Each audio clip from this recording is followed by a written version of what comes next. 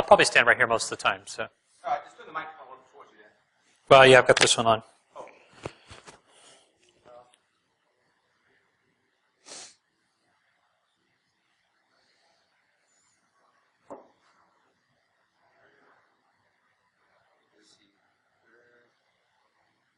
Go ahead, start. We'll take care of this part. Yeah, go ahead. Okay, right on.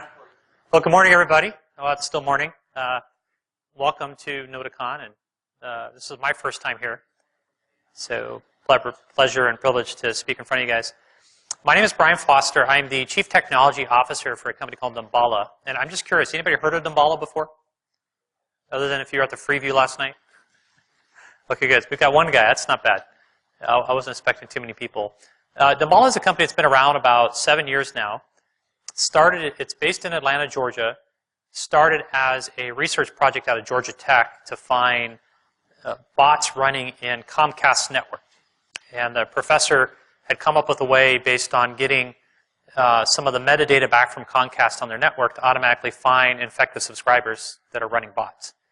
As a company and the technology, it's come a long way since then. And what I want to talk about today are a few of the technologies that are inside Damballa that had roots in academia and roots in academic research, if you will, that we have productized and put into a product that is run in both enterprises and ISPs today around the world. So just a little bit of insight there, and I'll get into this in the presentation. Damballa sees around 43% of North America internet traffic. And by that I mean we sit in ISP networks in North America, finding infected subscribers. And as part of that, we see the metadata, or we gather metadata about the networks around things called resource records, which are basically DNS addresses and the related IP address to the DNS name that's seen basically in the internet at large.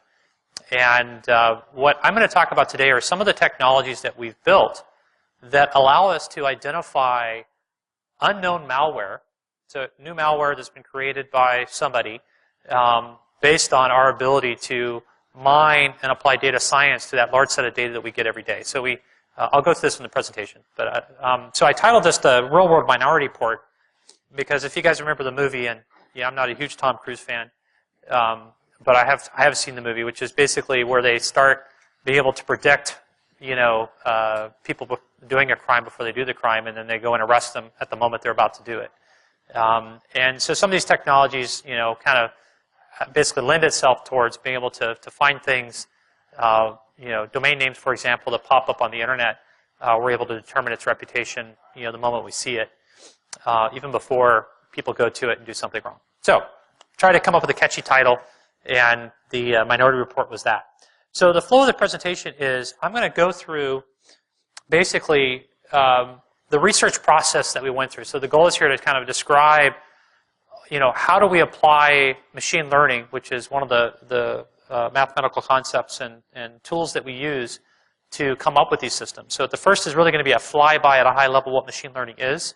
Normally when I do this presentation, not everybody has, one, it's not as a technical conference as this, but two, it's also, not everybody has the same understanding of machine learning because it's germane to the rest of the presentation where I'm actually going to go through, 3 different problem statements and then the actual, a summary of the PhD theses behind those problem statements and how they basically allowed us to find domain names or find, malicious things on the internet before, they were malicious or before customers were inputted by them.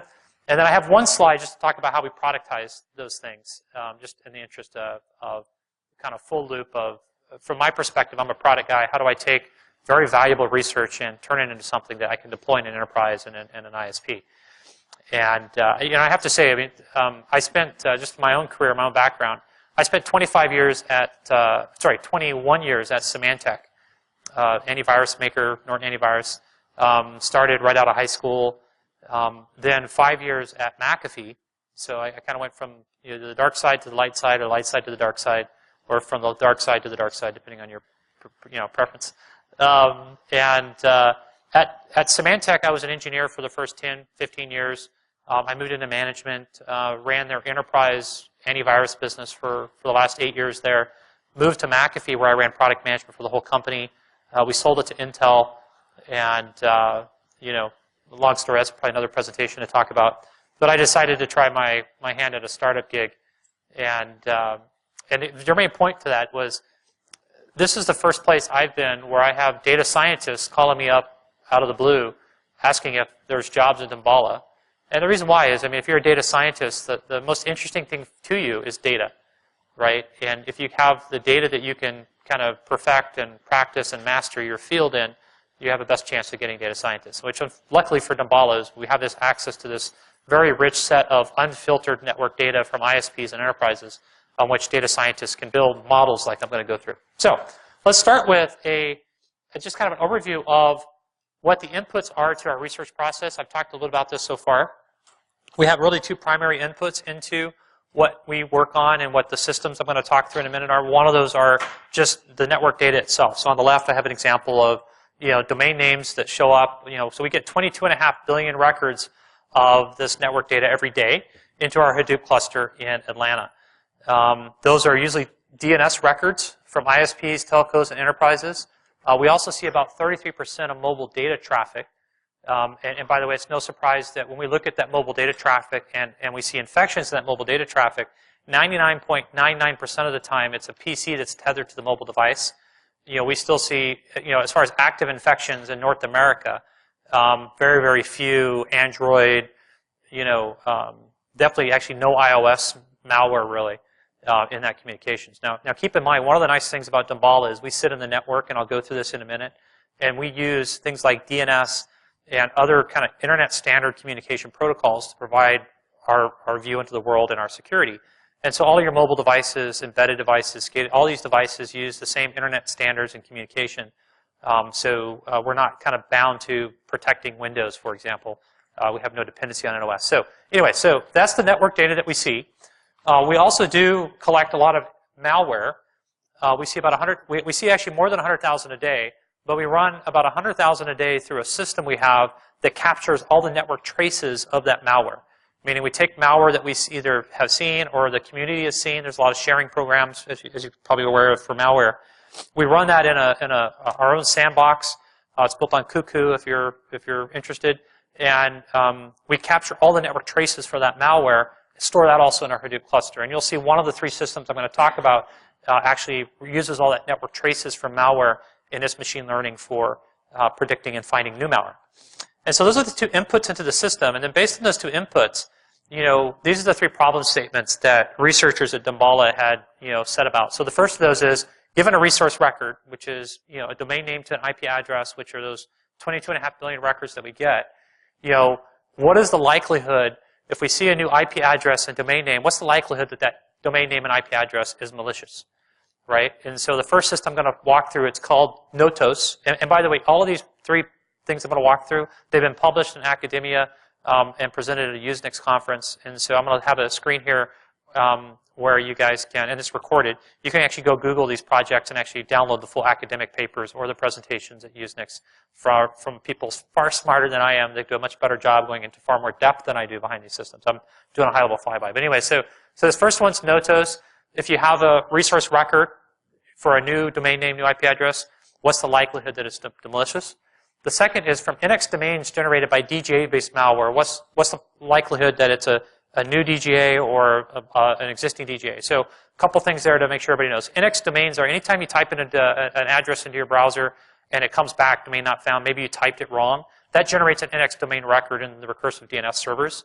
And DGA-based malware is malware that has an algorithm inside the malware that dynamically looks up different domain names on some frequency.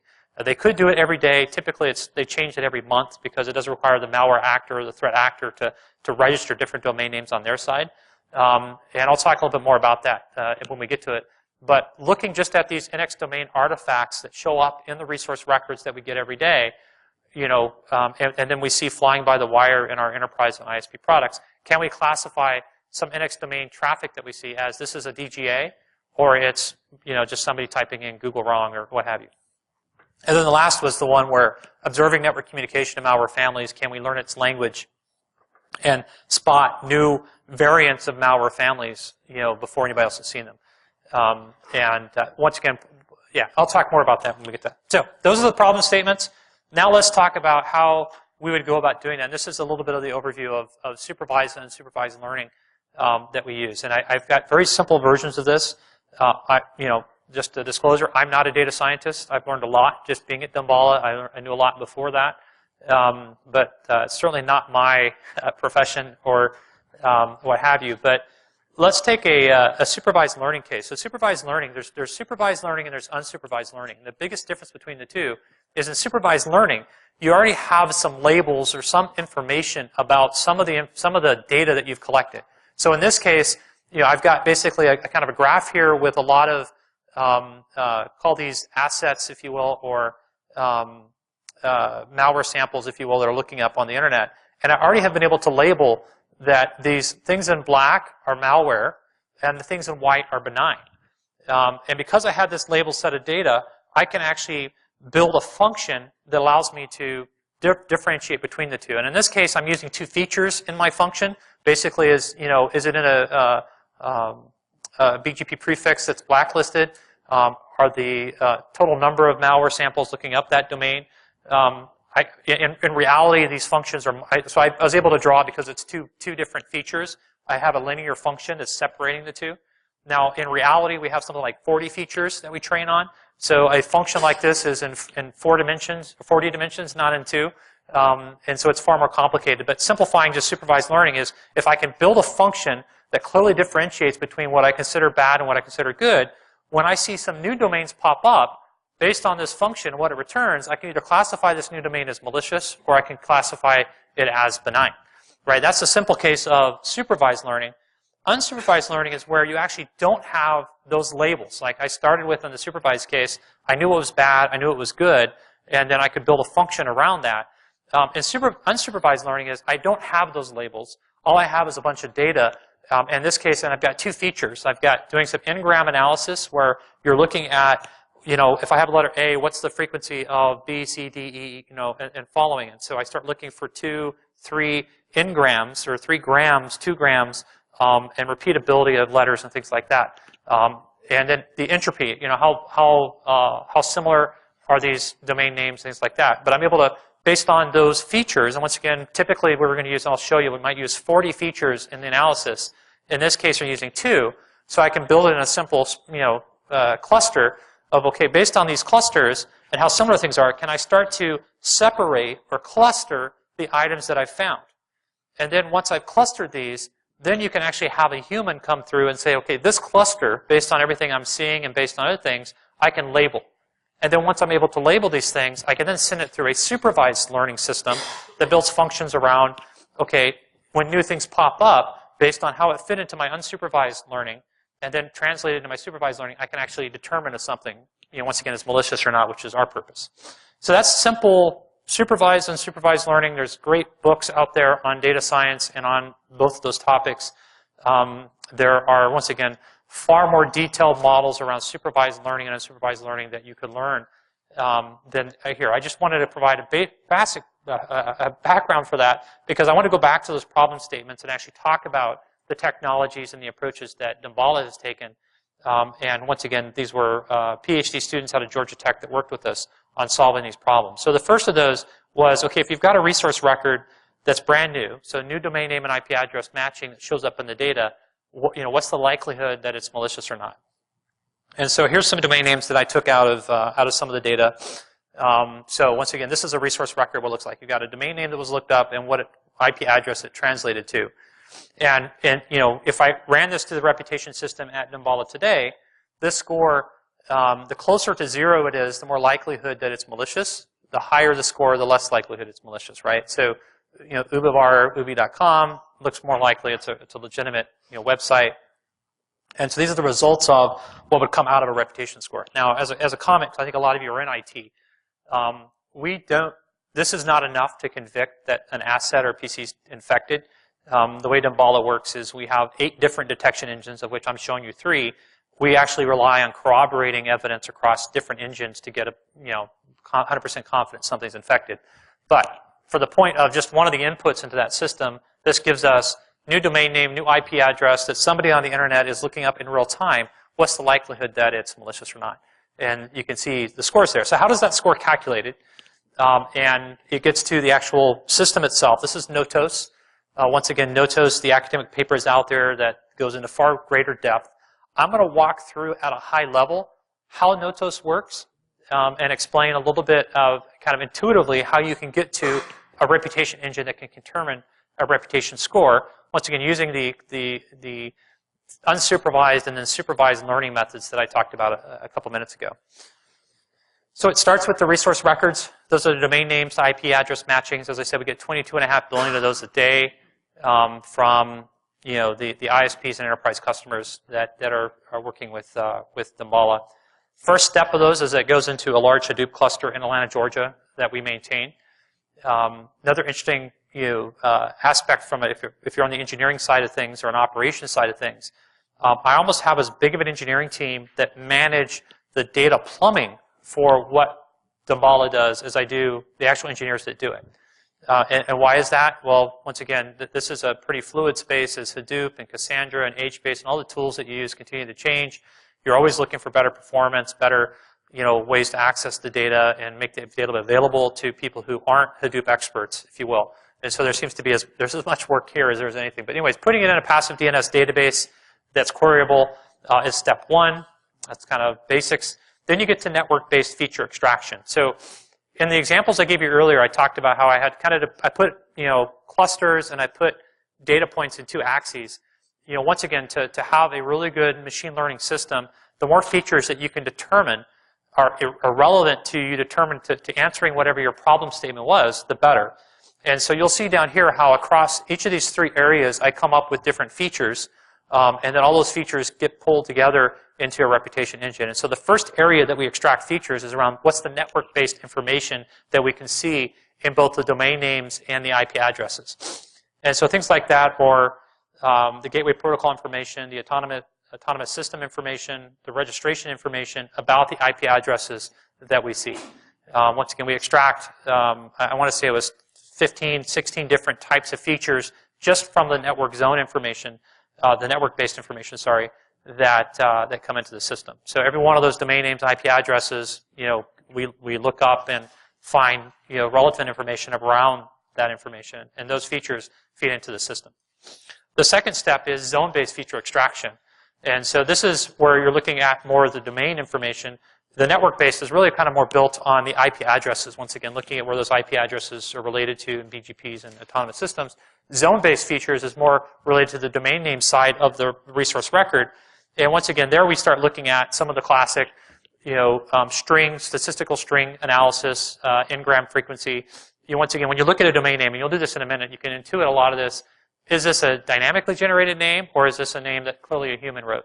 And so a simple intuition you can have like that a data scientist starts with, and then they can build out 20 to 30 features of more exact, analysis on, what's relevant to determining, once again, my problem statement. What number of distinct top-level domains? What's the ratio of non.com to .com? Probably no surprise to you that a lot of the malware uses non.com, top-level domains. And so here's an example of just intuitively figuring out and finding features that you could build into a system like this to automatically determine if this domain name is malicious or not. And so what I have over here is acmeedge.net, valid domain names and IP addresses. Over here I've got, I think this might be Zeus or some malware. And if you look at the valid example, right, you start to see consistency both in the top level and the second level domain. There's even some consistency in the third level domain. It's either a P or a G. And while there's not consistency in the fourth level domain, you can see structurally it looks very similar, right? So you can look at this and say, hey, this looks very valid. And then the fact that you look at the actual IP addresses themselves, it's all on a single network. You could look at this and come up with probably on your own. What are some things I could look for in valid network, in network traffic, unfiltered network traffic, to identify, good, traffic. Once again, consistency in the domain names themselves and the structure of the IP addresses. Whereas if I go over here and look at Zeus, I see there is some consistency in the top level domain, but as I was saying earlier, they're mostly not .com, they're mostly .cn, a couple .rus, and so forth. But the second level domain is just all over the map, and first level domain all over the map. So there's lack of consistency there. These don't look like, right, a human built these themselves for the most part. Some of them look random, if you will. And then I look at the IP address. That IP address is, it's the same IP address across all those domains. So whereas if you had built a blacklisted domain name solution, right? So a lot of web gateways out there today have a big blacklist of domain names, right? They may have this blacklist, blacklisted, but what about all these others, et cetera? So it's anyway. So those are examples of how you intuitively start to find the features that you can use to determine if a new domain name is bad or good. Just like in the earlier section when I was talking about network-based features, you can determine if things are based on the IP address. Now, one of the other things that's important are those labels that I talked about in the supervised learning case. If you have something you can label, then you can start to also label the things you don't have labels for, because you at least have some ground truth, if you will.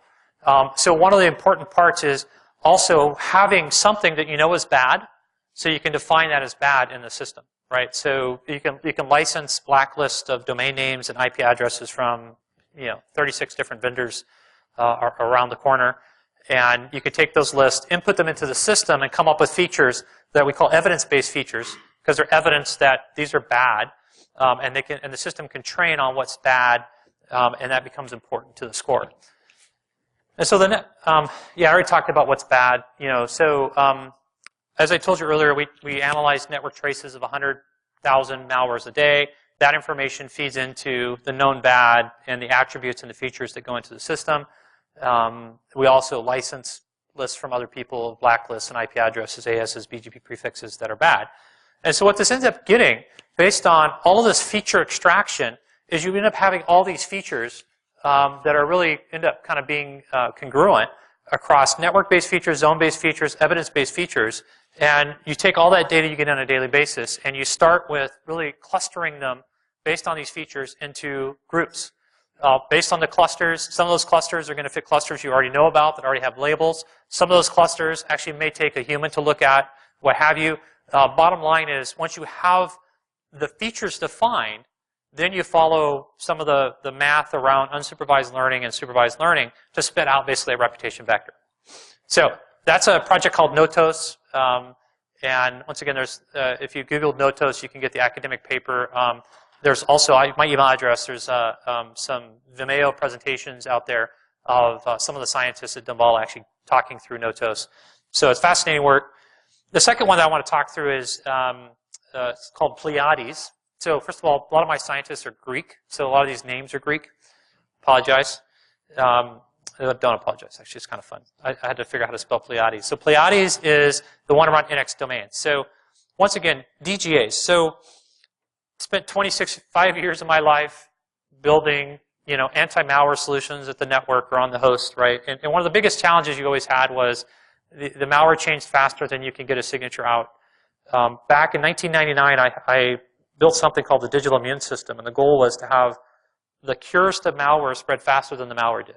It was a noble aspiration, and it was really great up until Slammer hit, I think, 2001, and went around the world in 10 minutes, infecting 90% of the vulnerable hosts. And I kind of said, okay, that's not going to work.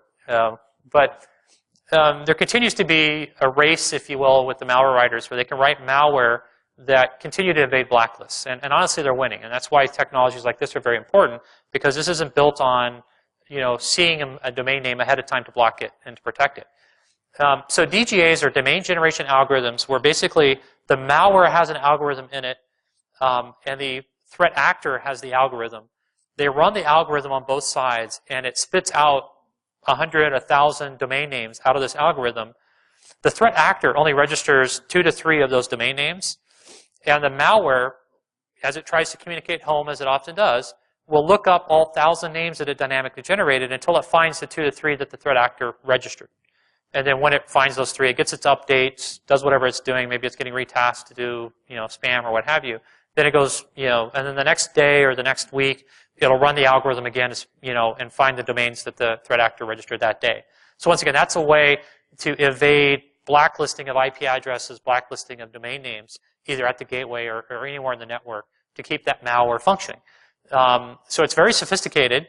11% of the malware we're seeing today in enterprises are running are using DGA. So it's also becoming far more prevalent. Why? Well, if you're a threat actor and you're building malware, you're going to try to build the most resilient malware you can. This is some of the most resilient malware that's out there today. So, but one of the artifacts of DGAs is every time that the malware on the PC goes through that list of 1,000 domains until it finds the one that it's registered, each one of the domain names it doesn't find generates an NX domain record, which is in the network data and the DNS data inside the enterprise. And that's the data that, once again, comes into Nimbala that allows us to build the models such that when we're seeing it in an enterprise in real time, if we see NX domain traffic, we can tell whether that's DGA-based or it's, once again, something that's not a DGA-based malware. So here's an example of, PCs that, looked up domain names that were part of DGAs. And you can see the ones in red were the ones that looked up that failed, and until it got to the one in blue was the one that was registered that day. And so we've built a system similar to Notos, where we take all the NX domain data, apply machine learning to it, both unsupervised and supervised learning techniques, to identify at runtime or real time if a new NX domain record we see is part of a DGA botnet, and therefore alert the customer about it, or if it's legitimate traffic. So I'm going to walk through this again. Once again, this, and you'll see the code name up here. It's Pleiades. Same thing. If you Googled it, you'll see the academic papers out there, as well as Notos Antonakakis, who's the chief scientist for us at one point, who wrote this. So let me start down at the bottom around how we actually do the DGA discovery in the first place. And so we use a couple, once again, clustering techniques, which are unsupervised learning techniques, on the actual NX domains that we get into the passive DNS database every day.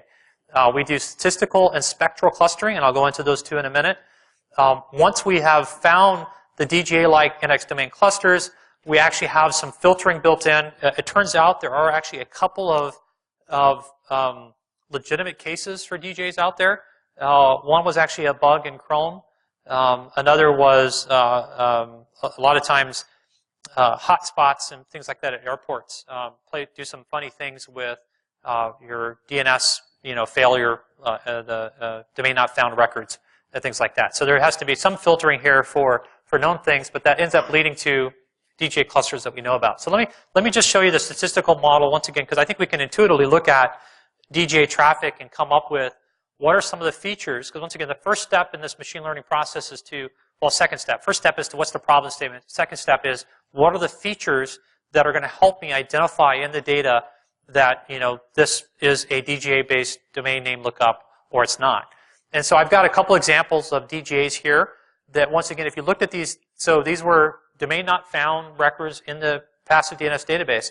And if I looked at these, I'm going to apply some of the same things I did on Notos, which is built on a couple principles. The first is different DGAs have dissimilar types of domains, right? So these two don't look alike at all, but domains generated by the same DGA are very similar, both syntactically and statistically, right? Because once again, when I look at this DGA, and I'll talk to you in a minute, there are some similarities, and of course this DGA is far more consistent and similar in the domains looked up.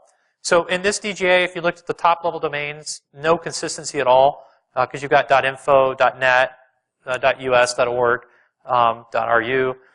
Second level domain, once again, no consistency really at all. But in the third level domain, hey, I've got some consistency here, right? In this DGA, once again, you've got either .ru or .com. You don't have consistency you have consistency here once again in the entropy and the structure of those two. So once again, you can start to intuitively say, if I want to find in an RR of NX domains, what are the features that are going to help me determine if this is good or bad? I can look and find, okay, well, hey, if I've got consistency in top level, second level, or third level domains, that's something to look for because that has some weight in probably of determining if this is malicious domain names. Now, once again, it's far more detailed and complicated than that.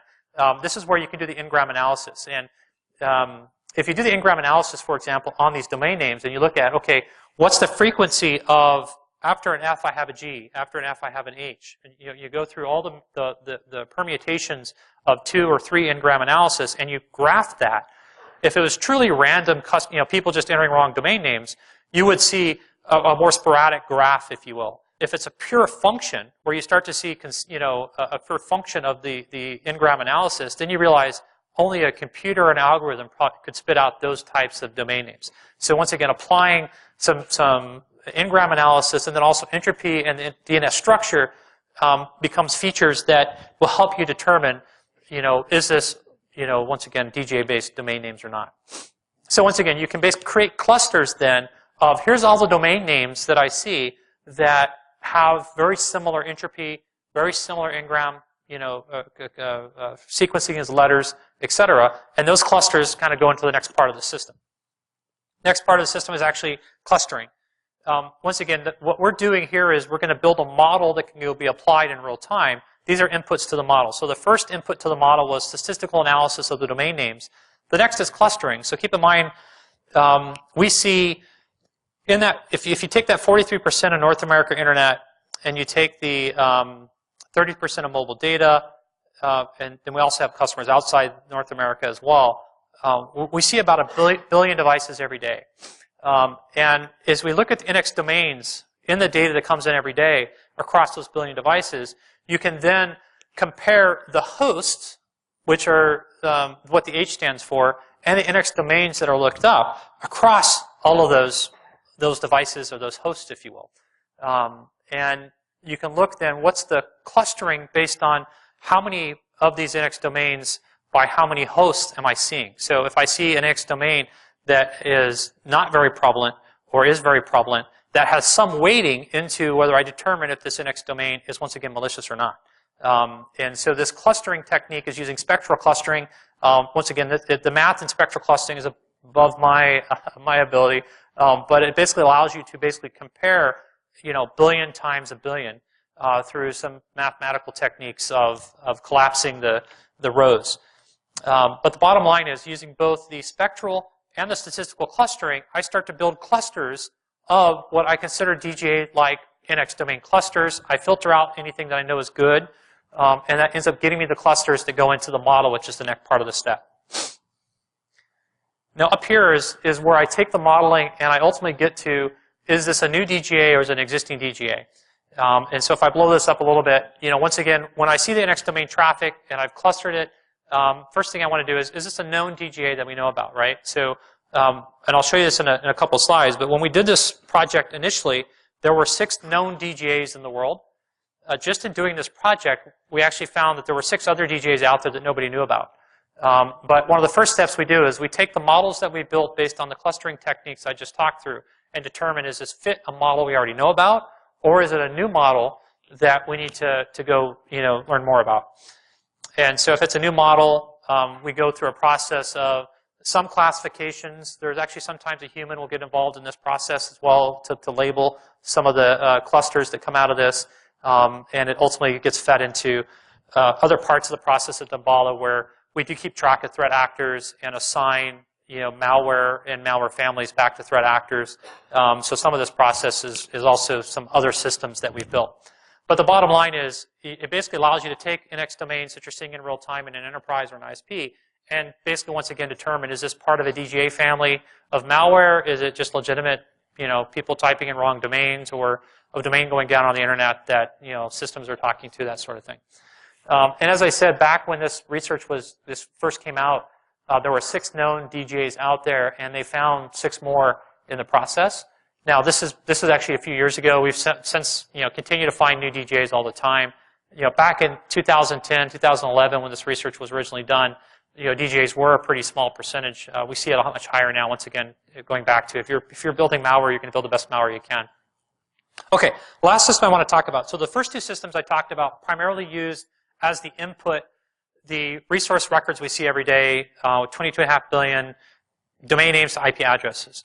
This system is called ExecCent, is relying more on just the analysis of the network traces of the malware we see every day. And it's a system that is more built to find new variants of malware in existing malware families. And I'll explain why in a minute. But by observing network communication of a malware family, can we learn its language and recognize future communication? So what this, kind of the assumptions and intuition that this system's built on is the evolution of malware, right? So if you think about malware, the binaries for malware change every day, a couple times a day. you can go up on the internet, get all the stats from Semantics and McAfee's today, but the amount of malware that's created every day is just enormous. It goes back to why you can't blacklist it. Blacklisting is probably good, about 2 weeks behind what's actually happening in the world today. So the binaries are changing all the time. You can also change the destinations. When I went through the DGA example, you can change the domain names, you can change the infrastructure behind those domain names a lot frequently as well.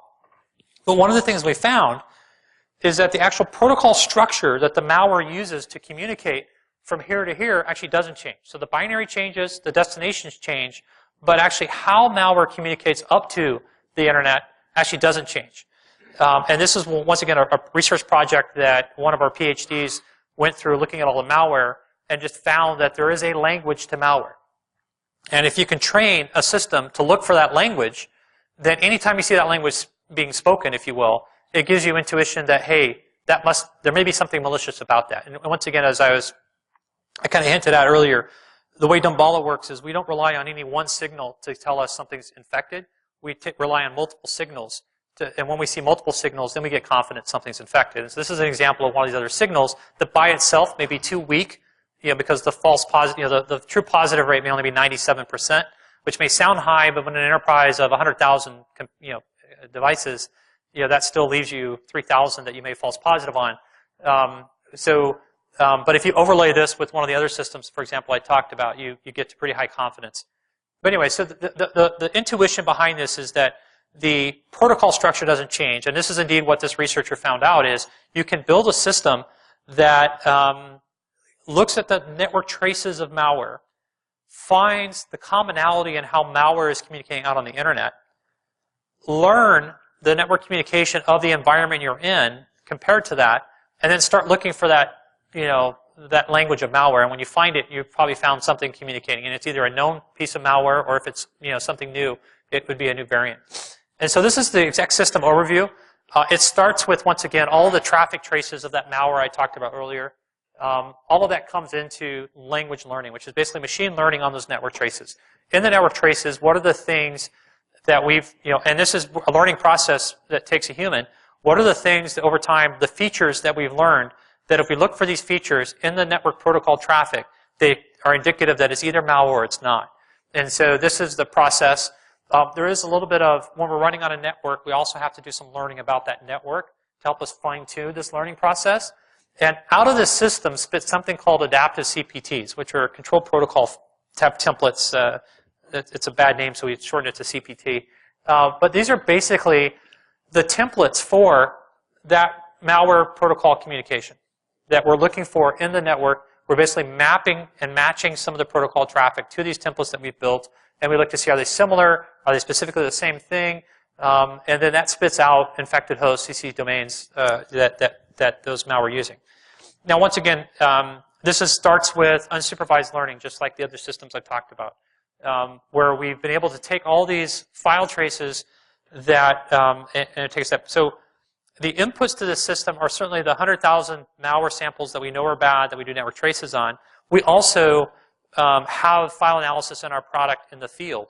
And a lot of that file analysis from the field comes back to us as well. Some of it's known bad, but a lot of it is unknown, meaning we can't tell you that it's malicious, and we can't tell you that it's benign, so it ends up being unknown. But we're able to take all those things, and this is kind of a simplification again, and cluster the network traces of these different files that we've seen. Once again, some of these we know are malware, and some of them we don't. And so we can label, after we did the unsupervised learning, we can label the ones we know are malware, and then once again, the ones we don't are unlabeled. And then once we've labeled those, we can actually come up with a process where we create a center point in the cluster. So for malware family D, we figured out this is the center point of all the malware in this cluster. And what we do when we see a new file come across the internet, we compare that file's network trace, and how far it is away from these different, these actually are the CPTs, those templates that I talked about earlier. We find out how far away from those center points this file's network trace information is, and if it's close enough, using some statistics, it's not quite simple as the proximity, but because once again there's multiple dimensions behind this. But if it's close enough to these, then we found a new file that maybe new, nobody's seen before, but it's part of malware family D or malware family F. And so once again, this is another technique where we are applying, unsupervised and then supervised learning to build these CPTs and then place them in the network. So those are the 3 I wanted to walk through. Once again, I did a high-level flyby. There are deep academic papers. Once again, these 2 were actually the PhD theses for data scientists at Georgia Tech. This one, the guy hasn't gotten his PhD yet, but he will later this year. And once again, all presented at Usenex. I skipped the one we presented at 2011. We're usually presenting something new at every Usenex. We will again this year. And if you Google those code names at Usenex, you'd be able to find their presentations. Once again, there's videos of these guys presenting them and what have you. The last thing I wanted to leave you with, once again, is all that research is great. But once again, you've got to put it in a product, and you've got to make it real world and make it actionable. And once again, that's the part that I think Davalo's also done, and I think it's interesting to you is it's great to do the research, and unless it's a hobby, which is fine, if it is plans to work, you've got to figure out how you productize it as well. And I kind of talked about this a couple of times throughout. Is one of the challenges that we have in security is you can't put something in a large network that could cause false positives. And one of the ways we solve that is in these detection engines, we have 8 of these, and each detection engine is weighted based on its true positive, false positive rates. And only once you get past a certain point of corroborating evidence across multiple detection engines do we say something's infected. But that said, this is a formula that I saw, the Davalo formula. We have all this data coming into our labs in Atlanta. We have all this machine learning and data scientists that spits out new models and engines into the detection engines. I haven't talked about this at all, but we actually also apply a lot of risk scoring to what we see as infected. Once again, we might go into an enterprise, find 100 infected devices, and they've got 2 people in incident response. Those 2 people are not going to be able to go remediate all 100. Which of the 100 is the most important? And we have 9 different risk scoring systems that is important for here, all built on a product that does what we do. So anyways, that's actually it for my presentation. I think I have some time for some questions, if there are any. No questions? Could you go back to that slide that had like a brief summary of each one of the 3? You mean this one? Yeah. Yeah, you can, I think this is recorded because, these slides are public. So, you guys can have the slides, share the slides, and what have you. And just a little bit more. So I have 9 data scientists on staff. 6 of them are actually interns, which means they're still getting their PhDs at Georgia Tech. But once again, the advantage I have is I've got the data. And that turns out to be the key ingredient to get data scientists. So I've got new projects. I've got a pipeline for the next 3 years for Usenex conferences or CCS or whatever tier 1 conference. Wait, is my contact info is at the end, or maybe it was on the website. I don't know. But if you have any questions, feedback, whatever, I definitely appreciate it. All right, thanks, guys.